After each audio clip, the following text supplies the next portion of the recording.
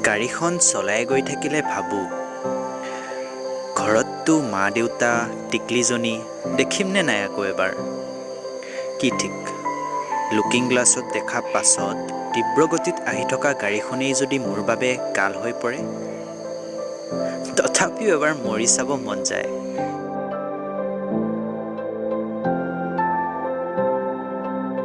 বগা কাপোৰেৰে ঢাকি থোৱা মোৰ শুই থকা নিথৰ দেহটোক সাৱটি ধৰি মোৰ অপমৃত্যুক আই পিতাই টিকলিজনী আৰু আত্মীয় স্বজনৰ বাহিৰে কোনেনো হিয়া উজাৰি কান্দে এবাৰ চাব মন যায়। লগৰ কোনোবাই হয়তো মোৰ ফটো এখন ৰিপ বুলি লিখি হোৱাটছআপ ষ্টেটাছত ৰাখিব। কোনোবাই হয়তো মই কৰা কামবোৰৰ লিখি থৈ যোৱা বেবেৰীবাং কবিতাবোৰো চাগে এবাৰ হ'লেও কান্দি থকা ইমজি কেইটামান দি ষ্টেটাছত ৰাখি দুখ কৰিব।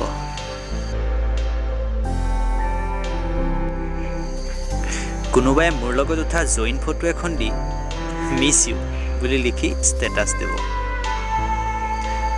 কোনোবাই হয়তো ক'ব, সেইটো মৰিল, ভালেই হ'ল দে।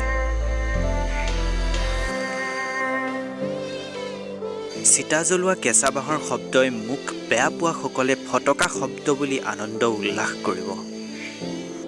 কাৰোবাৰ হয়তো মোৰ দেহৰ পোৰা মঙহৰ গোন্ধই অসুবিধা কৰিব।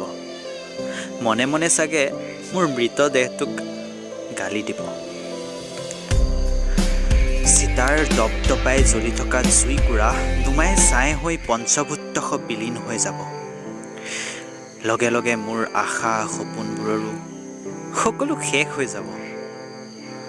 থাকি যাব আধৰুৱা মৰম ভালপোৱা আৰু কাৰোবাৰ বাবে লিখি থৈ যোৱা প্ৰেমৰ পেনপেনীয়া বিৰহ কবিতা।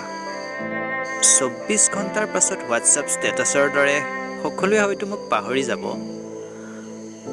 কিন্তু ৱালত ওলমি থকা মালাৰ সৈতে হাঁহি থকা ফটোখন চাই চাই